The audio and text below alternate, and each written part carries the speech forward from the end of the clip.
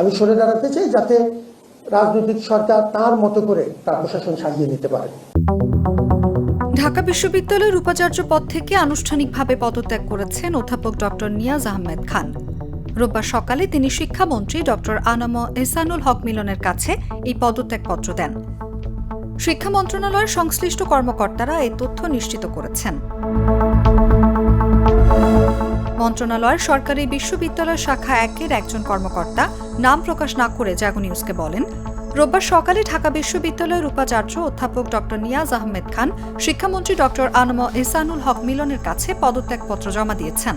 বিষয়টি মন্ত্রণালয় বিবেচনা করবে, এরপর তা আচার্যকে পাঠাবে।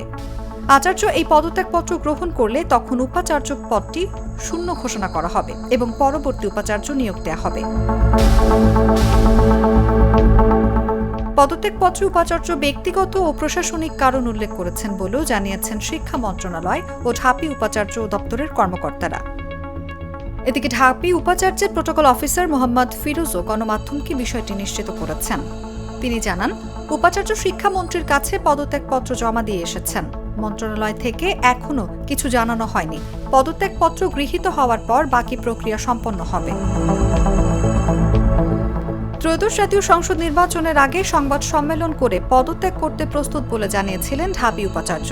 সেদিন তিনি সংবাদ সম্মেলনে বলেছিলেন, আপৎকালীন পরিস্থিতি দূর হচ্ছে, বিশ্ববিদ্যালয়ের সার্বিক একটি ঊর্ধ্বমুখী প্রবণতা দেখা যাচ্ছে। আমি এখন মনে করছি দায়িত্ব পালনের পর্বে আমরা একটা ভালো পর্যায়ে এসেছি এবং আমি সরে দাঁড়াতে চাই।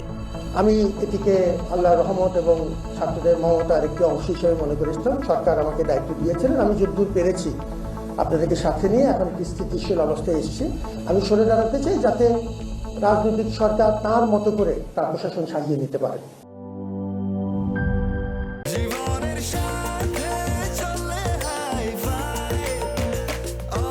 স্বাস্থ্যকর অল টাইম, সব সময় অল টাইম হেলদি লাইফ।